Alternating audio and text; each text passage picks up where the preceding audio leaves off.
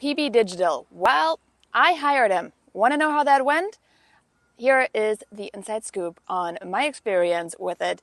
I came first to get a book funnel built. That's right, one of these fancy, super complicated book funnels. And I thought, what are the chances somebody actually understands what I want? Little background, I am nitpicky. I have a very clear, concise vision in my head that I don't always articulate well. However, one of these things that I was pretty clear on was the book is this color scheme. I want something that looks amazing. And here's all the things. I filled out a document. What I got back blew my mind. I not only got back a funnel like amazing, I got back so many pages with it. The upsell pages, everything was congruent, everything was flowing nicely. And again, there was no back and forth. There was no like, oh no, I meant to do this.